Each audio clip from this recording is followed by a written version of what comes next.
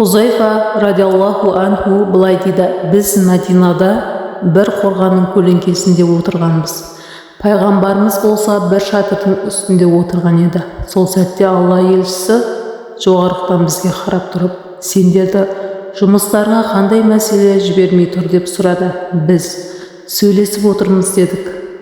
Пайғамбарымыз: не мәселе жайында сөйлесіп отырсыңдар деді. Біз қиямет қайымның уақыты жайында әңгімелесіп отырмыз деп жауап бердік. Сонда пайғамбарымыз: сендер мына 10 нәрсені көрмейінше қиямет қайым болмайды деді.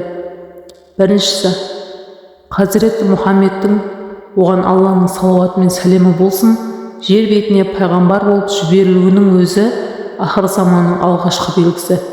Себебі пайғамбарымыз қияметпен мен бірге жіберілдім деп сұқ саусағы мен ортаншы саусағын қимылдатып көрсеткені жайында деректер бар. Дәжжәл шығады. Хадис шәрифте былай делінген: Дәжжәл шығып өзінің тәңір екендігін айтады. Оның тәңірлігіне сенген адамдар кәпір болады. Дәжжәл сөзі өтірікші, алдампаз деген мағынаны білдіреді. Адамдар тарихындағы ең үлкен өтірікші осы Дәжжәл болғандықтан ол бұл есіммен аталған. Сондай-ақ оның Мәсих Дәжжәл деген де аты бар. Ибн Асир оның Масих деп аталуы көзінің сипалып жабылып қалғандығынан, ал Дәжжәл деп аталуы оның жалғаншы болғандығынан деген. Ал Иса алейхиссалам Мәсих деп аталуына келсек, ол адамдарды сипап ауруларын жазатын. Хадисте Дәжжәл шығып өзінің тәңір екендігін айтады. Оның тәңірлігіне сенген адам кәпір болады. Дәжжалдың шығатын жері Әбу Бәкірден радиаллаху анху жеткен хадисте Алла елшісі шындығында Дәжжал шығыстағы Хорасан деген жерден шығады деген. Дәжжалдың ең әуелі қамтитын аумағы Шам мен Ирак арасы болады. Анығы Аллаға аян. Науас ибн Саманнан жеткен хадисте пайғамбарымыз оған Алланың салауаты мен сәлемі болсын, Дәжжал Шам мен Ирактың арасындағы тастақты жерден шығады деген. Үшіншісі, Иса алейхиссалам көктен түседі. Басқа бір хадисте Иса әділ үкімдар болып көктен түседі. Кресті жояды, доңызды өлтіреді, ислам дінінен басқа нәрсеге тыйым салады. Иса көктен түскенде барлық жерде тыныштық пен ынтымақ орнап, арыстан мен түйе, қасқыр мен қозы емін-еркін еркін жайылып, балалар жыландармен ойнайтын болады. Төртіншісі, Даббатул ард шығады. Бұл жайында хадисте былай дейді: Даббатул арз Мұсаның аса таяғын мұсылмандарға тигізгенде олардың маңдайында жәннаттық деп жазылып, жүздері нұрланады.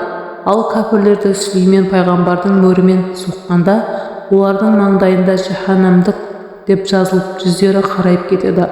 Бұл жануарлар туралы Құран кәрімде де хабар білдірілген. Яжуж бен Мәжуж қауымы шығады. Бесіншісі, Яжуж Мәжуж ағытылып әрбір төбеден келгенге дейін ол шын уәде. Қиямет таяса, сол уақытта қарсы болғандардың көздері шарасынан шығып, әттеген-ай, біздің бұдан қаперсіз болғанымыз қандай өкініш, негізінде біз залым болған екенбіз деп айтады. Хадис шәрифте былай білдірілген: Яжуж Мәжуж қауымы қияметтің алғашқы белгілерінің бірі болады. Алтыншысы, дүниені түтін қаптайды. Құран кәрімде аспаннан түтін шығатын күнді күтіңдер делінген. Тохан сүресі 10 аят. Хадисте түтіннің әсері мұсылмандарға тұмау секілді жеңіл, ал кәпірлерге өте ауыр тиеді. Жетінші, күн батыстан шығады. Хадис шәрифте былай делінді: күн батыстан тумай тұрып қиямет болмайды. Ол кезде барлық адамдар иман келтіреді, алайда имандары өздеріне пайда бермейді. Раббыңның кейбір аяттары, белгілері келген күні бұрыннан иман келтірмеген немесе сенімінде бір қайыр істемеген адамның иманы ол күні пайда бермейді. Сегізінші, от шығады. Хижаздан шыққан от Басрадағы түйелердің мойындарын жарқыратады. Тоғызыншы, жердің шөгуі. Пайғамбарымыз саллаллаху алейхи уассалам айтады: сендер қияметтің 10 белгісін көрмей қиямет қайым болмайды деп. Оның үшеуін шығыс пен батыста және Жазиратул Арабта жердің шөгуі батуы көрінеді. Умму Сәләмадандағы бір хадисте пайғамбар оған Алланың салауаты мен сәлемі болсын, мен өмірден өткеннен кейін 3 жерде жер шөгу болады. Біреуі шығыста, екіншісі батыста, үшіншісі Араб жазирасында деді. Сонда мен, ей Алланың елшісі, жер бетінде жақсы адамдар болса да жер шөге ме деп сұрадым. Сонда Алланың елшісі, жер бетінде адамдардың көпшілігі бұзылса деді.